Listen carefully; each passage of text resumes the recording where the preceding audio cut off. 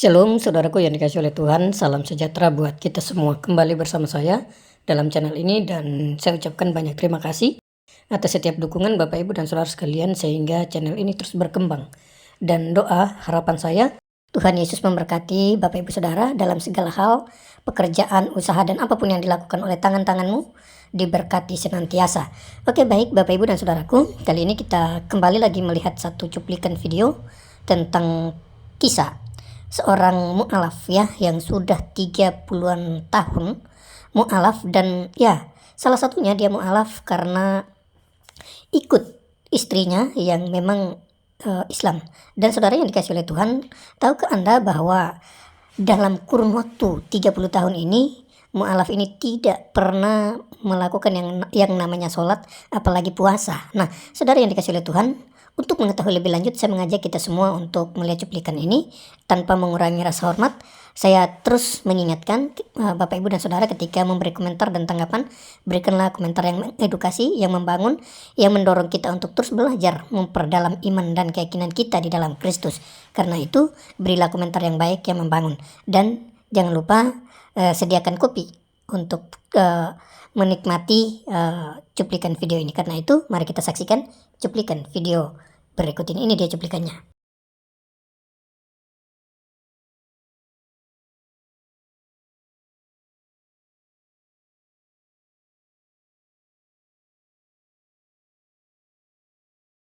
Islam atau Kristen Bang Jemi? Saya mualaf. Oh mualaf, oh bagus ini, mantap ini untuk diskusi nih. Silakan Jemi naik ke sini. Maksudnya nyalakan kamera. Oke. Mualaf, oke.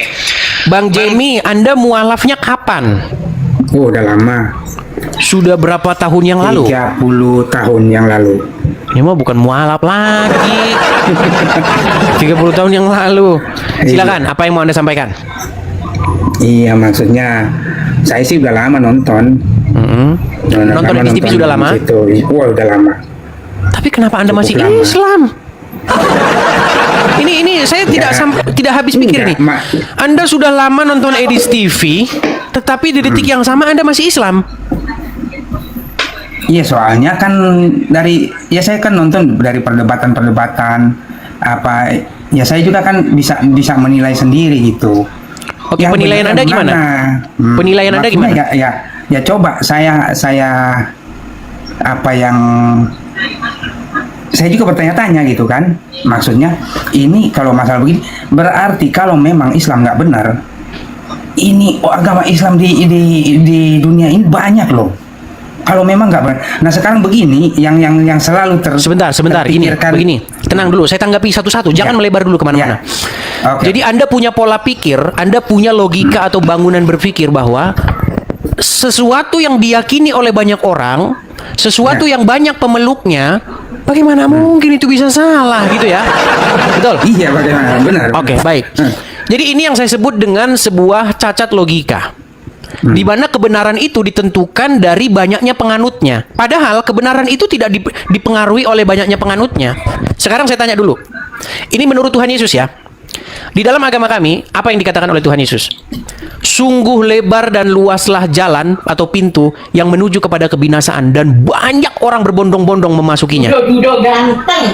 Sementara jalan yang menuju kepada hidup, pintu yang menuju kepada hidup, itu sesak dan sempit, dan sedikit orang yang masuk ke dalamnya. Nah, kalau kita belajar agama Islam, Muhammad pernah berkata begini, bahwa umatku akan terpecah menjadi 73 golongan,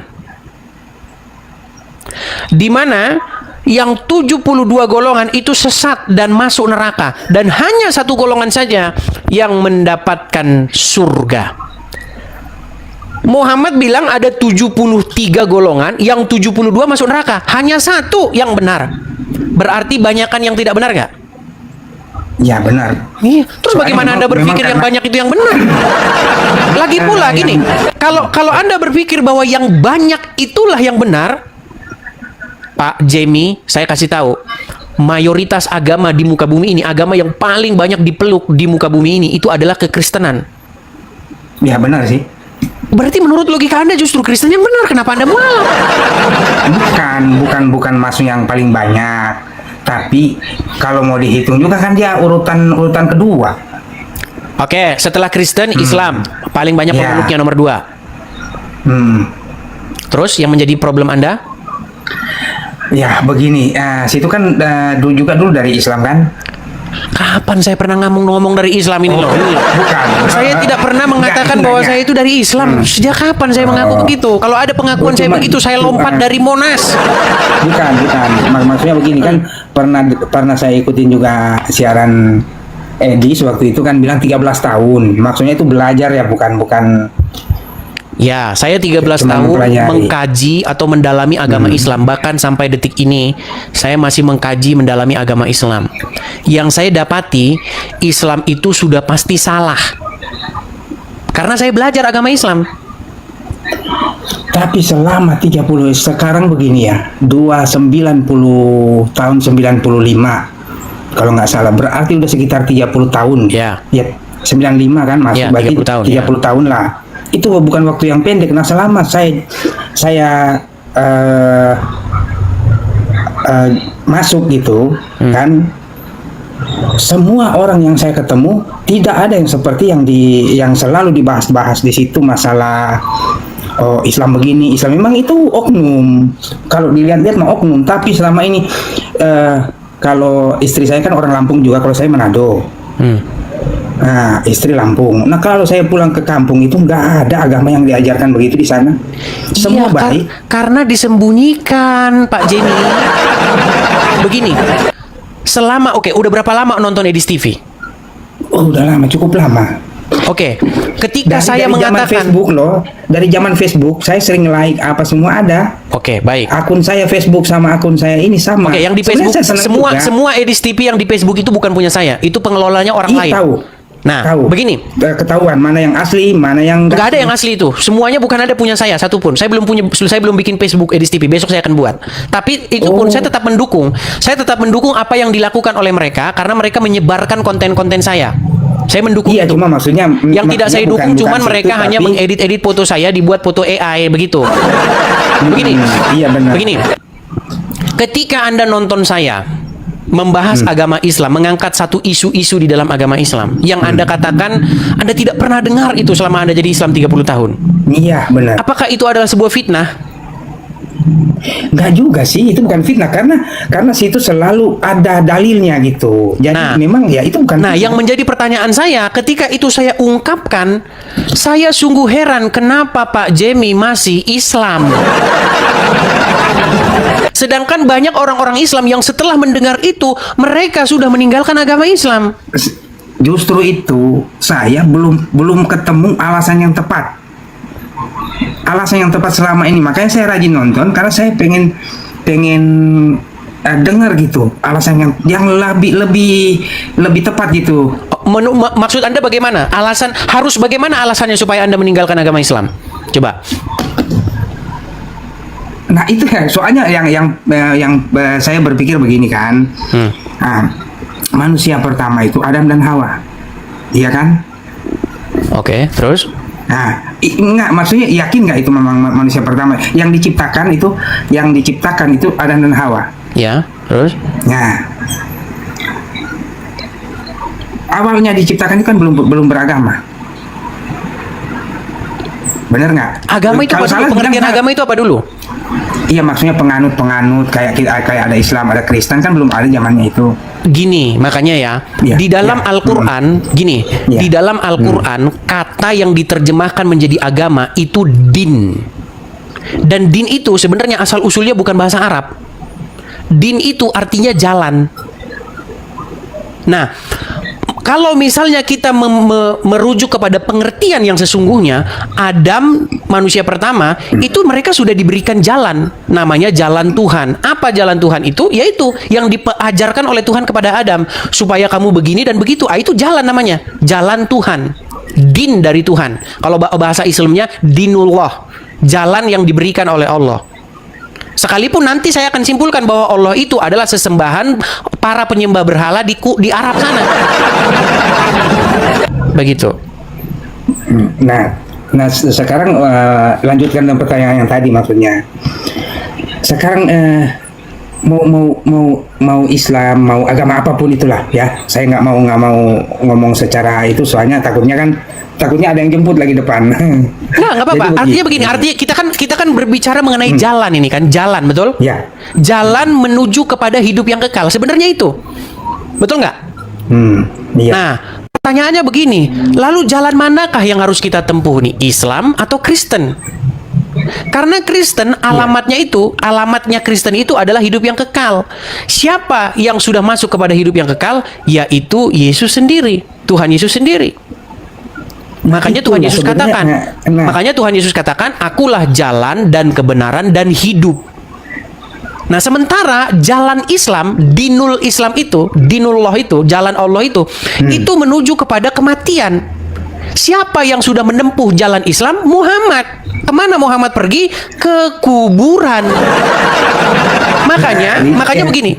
Makanya makanya di dalam Islam segala ajaran tentang kebangkitan, segala ajaran tentang hidup yang kekal di dalam agama Islam itu tidak pernah terbukti. Karena apa? Yang mengajari itu sekarang ada di dalam kubur. Sama seperti ajaran-ajaran terdahulu. Kita tahu ajaran-ajaran terdahulu, dia mengajarkan kebijaksanaan, dia mengajarkan bakti, mengajarkan ini, baik ajarannya. Tetapi, apakah dia masuk kepada hidup yang kekal? Tidak. Ada ribuan filsuf, ada ribuan orang-orang bijaksana yang namanya kita kenal.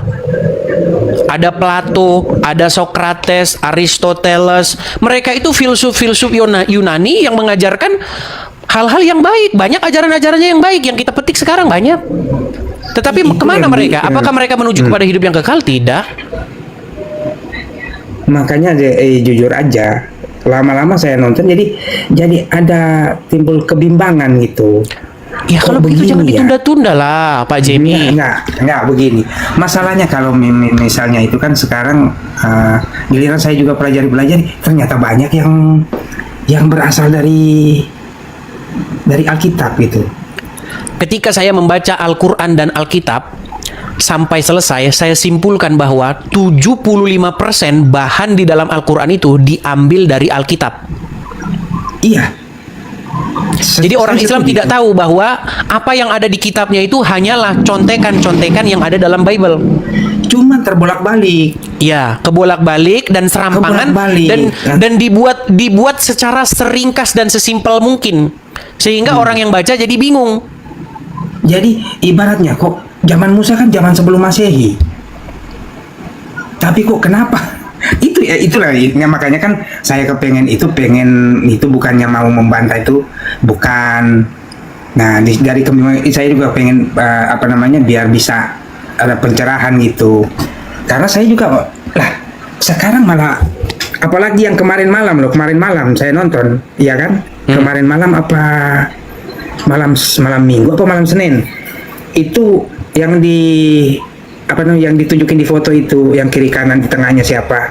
Oh, baik, saya tampilkan lagi ya mengenai sebentar nih. Ini kemarin kayaknya ada yang sebentar ya. Sebentar ya, saya balikan dulu kamera saya ya, Bang ya. Oke, ini saya tunjukkan sebenarnya asal usul agama Islam itu dari mana gitu ya. Nih. Ini adalah sebuah masjid yang sampai sekarang masih ada sampai sekarang. Ini namanya Masjid Hagia Sophia. Ada di Turki. Kelihatan ya, ini ada asma Allah dan asma Muhammad. Tapi nama ini ditambahi kemudian ini. Ini bukan termasuk relief yang asli. Ini bukan orisinil ini. Nah, ini bukan orisinil. Nah, di sini kita lihat, di sini ada relief Bunda Maria dengan Yesus. Nah, tetapi ditempelin oleh orang Islam Muhammad dan Allah. Jadi memang pada awal mula Islam itu berkembang, mereka itu memang hanya ingin mempoles agama-agama terdahulu, lalu ditempelkan dengan ajaran pagan Quraisy. Kalau zaman dulu orang Islam itu sholatnya di masjid, di gereja, zaman dulu. Bahkan saya pernah katakan tidak ada satupun masjid yang kuno, masjid kuno yang lama yang sebelumnya bukan gereja. Nggak ada. Semua masjid-masjid kuno zaman dulu yang ada sebelum Islam semuanya adalah bekas gereja. Iya, itu udah saya pernah udah sempat saya cari itu. Iya. Kalau sekarang Muslim mengatakan, najis kami sholat di gereja, gereja tempat napir. Dia tidak tahu bahwa para agama Islam, ulama-ulama terdahulu menjadikan masjid itu, menjadikan gereja itu sebagai masjid. Ini sudah jelas fakta, nggak bisa diingkari ini. Anda kan lihat aja nih, kelihatan kan? Ini masjid sangat besar ini di Iya, di benar. Turki. Kelihatan di relief-reliefnya ini ada rasul-rasul ya kan, tempelan kutipan relief-relief yang biblikal begitu. Tinggal ditempel saja sama mereka, Allah dan Muhammad jadilah Muslim. Jadi mereka ingin melantik Bunda Maria dilantik jadi Muslim, Yesus jadi Muslim, Nah, itu udah saya nabi-nabi dengar. jadi Udah Muslim, saya semua lihat. jadi Muslim, Sering. termasuk Anda jadi Muslim. Itu. Itu aja. Jadi itu yang bikin ragu gitu. Ini tapi kok saya belum pernah kalau di ajaran-ajaran di tempat itu nggak ada yang begitu loh. Iya, karena mereka takut membawakan isu-isu ini, Bang Jemi. Kalau mereka membawakan isu-isu yang seperti ini, takutnya nanti jamaah habis. Kalau jamaah habis gimana nanti yang Juma dan kawan-kawan? Nah, itu juga. Nah, ini juga yang jadi itu ya, saya juga walaupun begini kan, walaupun itu kan yang saya sesali kemarin juga yang waktu sama si Rudi. Ngapain kata saya kok bikin Yang masalah si Rudi tadi barusan anak Batak tuh telepon lagi. Ini informasi ya teman-teman ya, karena Pak Jemi mengingatkan kita gini. Saya itu tidak pernah ada masalah dengan Rudi sebelum anak Batak itu telepon saya. Jadi waktu saya sedang live begini, waktu saya sedang siaran begini, menelponlah Rudi Simamora atau anak Batak.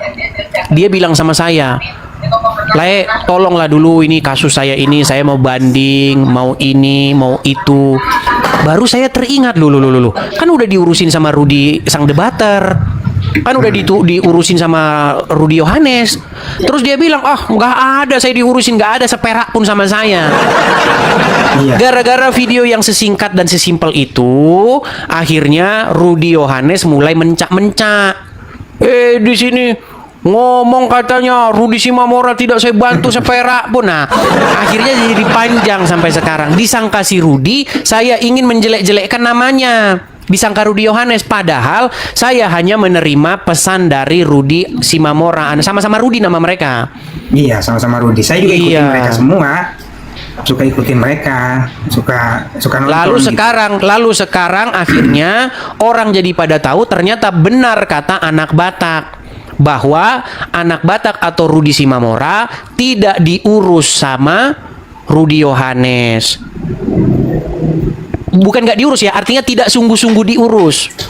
Iya. Begitu. Artinya uang yang digalang untuk anak Batak sama Rudi Yohanes hanya dihambur-hamburkan untuk hal yang tidak berguna. Buktinya apa? Buktinya nggak ada ngaruhnya apa-apa sama anak Batak. Malah sekarang anak Batak, dia sekarang pusing katanya ngurusin bau membayar subsidiar. Dia tadi ini sama saya, silakan teman-teman hubungin dia sendiri, anak Batak sendiri, karena saya nggak mau jadi perantara. Kalau kalian mau support anak Batak, langsung ke dia. Saya nggak mau kayak Rudi Yohanes melalui perantaraan saya. Nggak mau. Masa duitnya anak Batak kok harus ngalir ke saya dulu, ngapain? Langsung saja ke dia. Dia kan ada nomor rekeningnya di situ. Iya. Gitu. Jadi nggak ada lagi yang orang pun berpandangan negatif, saya nggak mau seperti itu. Nah, kalau Rudi Yohanes dengan perantaraan dia, begitu. Akhirnya konon katanya duitnya disalahgunakan oleh dia. Katanya terkumpul dana 78 juta untuk ngurusin anak Batak, untuk ngurusin kasusnya, tetapi ternyata tidak diurusin sama Rudi Yohanes. Kan hanya sesimpel itu. Nggak ada masalah yang begitu ini. Hanya itu masalahnya, simple. Padahal sudah saya bilang, udah kalau begitu Rudi Yohanes, udah kembalikan saja itu duit yang 98 juta yang memang untuk anak Batak itu, udah kasih aja sama dia, beres, udah. Tetapi sama dia langsung, itu saya pakai buat ganti ban. Kan itu cerita dia kan, buat ganti ban katanya. aturan kan memang harus itu. Harusnya Nah, kita itu kan kompak dan bersatu. Tetapi Kompak, begini, iya. begini Pak Jamie. Harusnya kita kompak dan bersatu, tetapi apa? Tetapi sekarang itu memang fakta di lapangan ada yang namanya kecemburuan. Padahal Rudi Iskariot seharusnya dia tidak usah cemburu dengan saya. Bukankah dia sudah mendirikan rumah anak terang, mendirikan gereja, mendirikan apa yang mau dicemburukan sama saya? Sandal jepit itu Iya. yang saya tunjukkan sama dia. Nggak usah diladeni, maksud saya tuh kalau memang bisa nggak usah lah. Iya, Karena tapi cuma Anda yang membawa bikin- isu itu. Kan saya sudah tidak ladeni sebenarnya. Iya, maksudnya sekedar mengingatkan. Dan ini terakhir, maksudnya kalau memang masih ada waktu, sebenarnya begini, kalaupun saya mau kembali agak berat lah, karena bukan sendiri lagi, Maksudnya? udah bukan sendiri, anak 3. Semuanya muslim. Yang pertama udah nikah, iya, udah jelas pastilah. Berarti Pak Jamie nikah dengan seorang perempuan muslim. Iya, Makanya mualaf. iya, Nah, selama jadi mualaf sholat? enggak pernah. Nah. Padahal di dalam agama Islam itu pernah nggak tidak sholat Jumat dalam beberapa waktu? Malah nggak pernah sholat Jumat. Enggak pernah. Nggak pernah sholat Jumat. 30 tahun. 30 Kalau tahun sering- tak pernah Iya. sholat Jumat. Jadi makanya saya bilang begini, di dalam agama Islam barang siapa yang meninggalkan sholat itu akan disiksa. Iya, sekali Anda meninggalkan sholat 70 tahun Anda di neraka. Karena Muhammad ini pedagang, jadi dia kalau soal angka-angka dia pintar dia, 70 tahun di neraka. Ya kan? Kemudian barang siapa yang meninggalkan sholat Jumat sampai 3 kali berturut-turut, maka dia itu tapir. Jadi saya mau bilang begini Pak Jamie, gini, jangan memikirkan, maksudnya begini, jangan memikirkan langsung membawa semua anggota keluarga gini. Pertama, langkah kecil itu dimulai dari Anda dulu. Ketika Anda sudah mengambil satu langkah yang benar sesuai dengan firman Tuhan, pasti kurang banyaknya, sedikit banyaknya itu pasti nanti Anda akan mempengaruhi istri dan anak-anak. Satu hal saja coba. Ketika Anda nonton channel saya ini, saya bongkar mengenai tingkah laku Muhammad.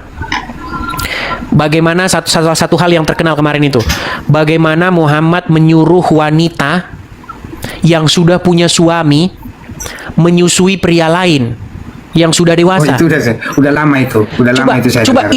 itu bawakan kepada anak dan istri. Bagaimana orang seperti Nggak ini mau. kita ikuti? Udah pernah saya itu nggak mau. Apa respon mereka? Didengar aja nggak mau.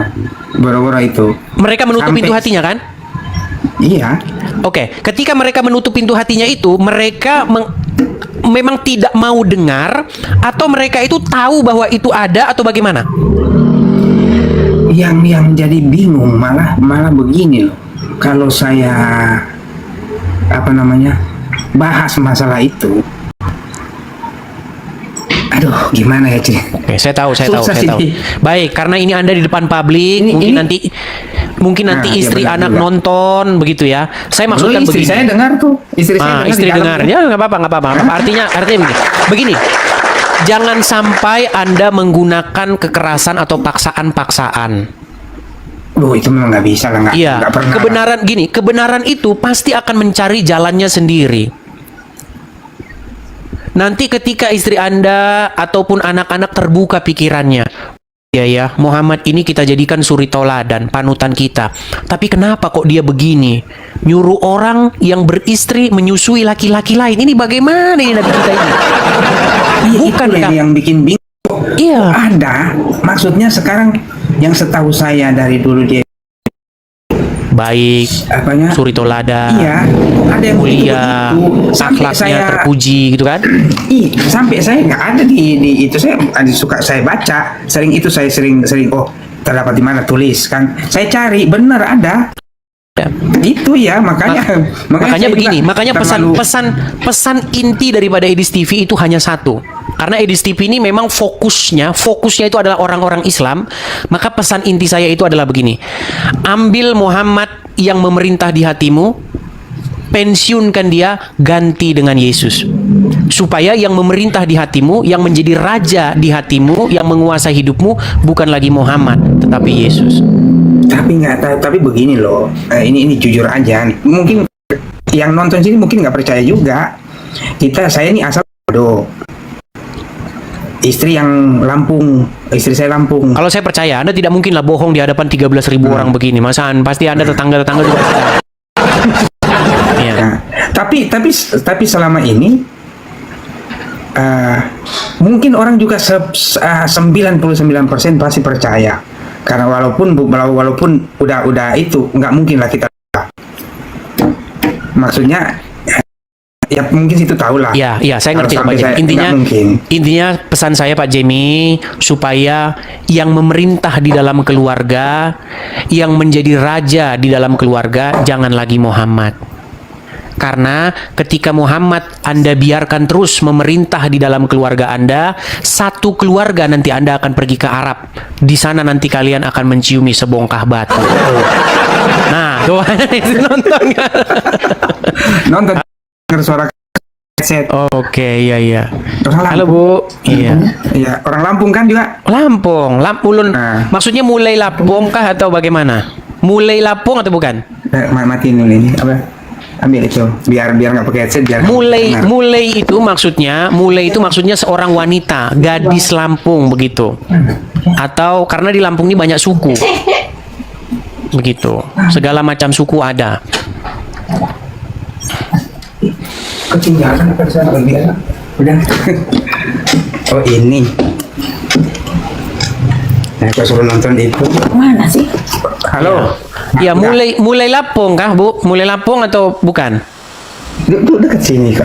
Bukan, dia Lampung juga tapi kan Jawa. Oh, Jawa, ya. Karena 60% komposisi penduduk suku di Provinsi Lampung itu orang pendatang dari Pulau Jawa. Kalau Lampung Kalianda. Oh, Kalianda, ya. Nah, Kalianda itu di Lampung Selatan. Lampung Selatan. Mas Iya. mana? Ah, nanti datang rumah saya kira. Jangan tanya rumah kalau ini. Iya. Jangan tanya rumah. Nggak boleh. Kalianda. Itu banyak pantai di sana, pantai bagus-bagus. Ya. Iya. Sering kalau lebaran pulang. Iya, kalau malam tahun baru biasanya orang-orang pada ke Kalianda, main ke Pasir Putih sana. Iya, atau lebaran. Iya. Sering. Jadi saya juga ini ada istri saya 30 tahun menikah belum pernah sholat id. Belum pernah sholat Aid. Iya. Jadi saya Kalau saya menyampaikan begini, kalau saya yang menyampaikan nanti Pak Jamie, nanti Ya. akhirnya malah terjadi sebuah debat yang gak karu-karuan. Tapi kalau yang menyampaikan itu adalah sang suami tercinta, itu pasti lebih didengar. Makanya tugas saya menyampaikan kepada Anda, tugas Anda menyampaikan kepada keluarga, begitu. ya, oke. Oke, terima kasih Pak Jamie. Ya, Semoga terima kasih. semoga Anda segera mendapatkan kebenaran dan kembali kepada Tuhan Yesus. Terima kasih Pak Jamie. Saya turunkan ya. Ya, teman-teman, 30-an tahun menjadi seorang mu'alaf, tapi tidak sekalipun masuk ke masjid, tidak sekalipun masuk ke musola untuk sholat, dan tidak sekalipun untuk ikut bulan puasa. Wow, ini gimana ya konsepnya? Dan tujuannya menjadi seorang tujuannya masuk ke agama seberang atau masuk ke Islam apa? Tujuannya mu'alaf itu apa?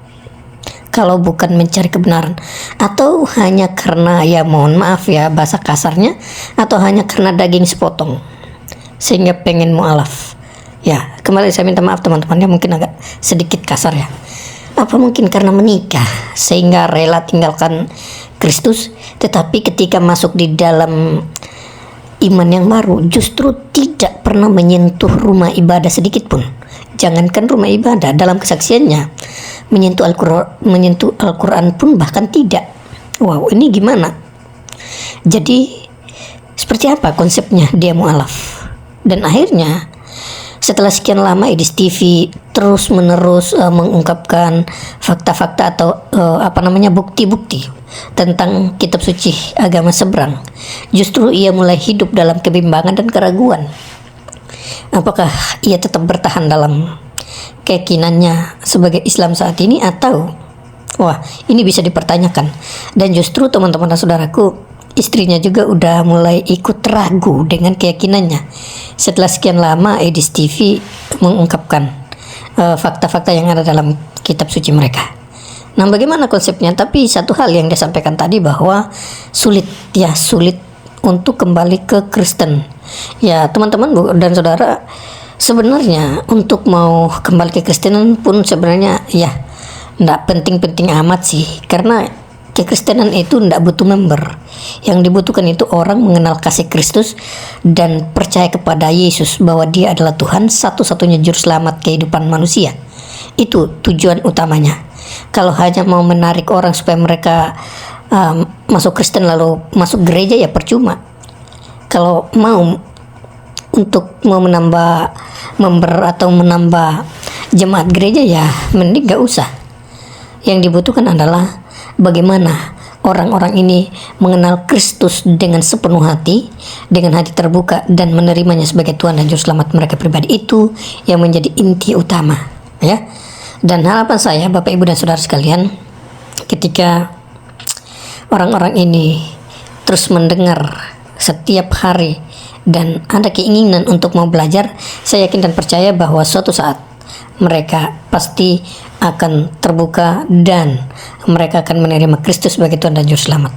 Ya, oke teman-teman, itu saja. Jika ada tanggapan dari teman-teman silakan menanggapi, dan ya kembali saya katakan, berilah tanggapan yang baik supaya menjadi berkat bagi setiap orang yang membacanya. Oke, itu saja dari saya. Tuhan Yesus memberkati kita semua. Salam damai sejahtera, shalom.